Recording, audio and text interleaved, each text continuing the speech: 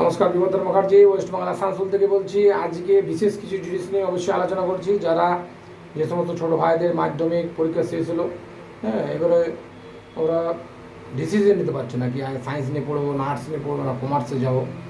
ছোটো ছোটো ভাইরা কোনো মতো ডিসিশন নিতে পারছে না। অথচ কিছু কিছু ছেলে যেটা আছে ম্যাথ খুব ভালো করে, কেউ সায়েন্সটা ভালো লাগে, কেউ আবার আর্টসে কিছু কিছু জিনিস সাংঘাতিকও ভালো লাগে, কারো আবার যেটা আছে ইংরাজিতে খুব দক্ষতা ভালো। সুতরাং ইংরেজিতে ভালো, প্লাস আবার বিজ্ঞান গ্রুপও ভালো। কেউ আবার হয়তো বিজ্ঞানটা খুব ভালো বুঝে, বায়োলজিটা খুব ভালো বুঝছে, অঙ্কটাতে ভয় আছে। সুতরাং ছোটো ছোটো ভাইরা ডিসিশন নিতে পারছে না কোনটাতে কীভাবে কেমনভাবে পড়াশোনা করবো, সায়েন্স নেবো না আর্টস নেবো কমার্স নেবো। খুব ডিফিকাল্ট ব্যাপার। আমরা যখন পড়াশোনা করতাম এটা একটা ই করা খুব মুশকিল ব্যাপার।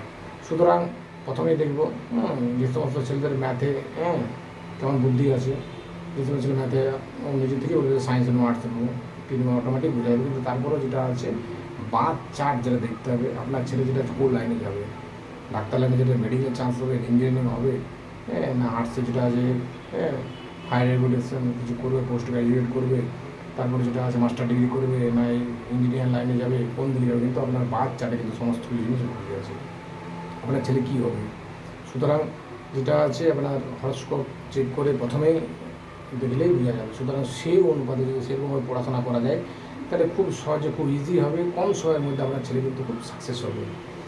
সুতরাং বাদ চার্ট দেখা অবশ্যই দরকার। এই সময় যেটা আছে খুব ভাইটাল একটা সময়, আপনার যেটা আছে ছেলের জন্য খুব একটা ভাইটাল জিনিস। সুতরাং কী নিয়ে পড়াশোনা না করে একবার হরস করে লগ্ন চার্ট দেখা খুবই জরুরি। নমস্কার, ধন্যবাদ। আমার যেটা আছে পরবর্তী ভিডিওতে আরও কিছু বিশেষ জিনিস দেওয়া আছে, আপনারা পাবেন। সকালে আপনি অবশ্যই ফোন করতে পারেন। বিশেষ কিছু জানলে ইউটিউব চ্যানেল দেওয়া আছে, অবশ্যই দেখতে পারেন। নমস্কার, ধন্যবাদ।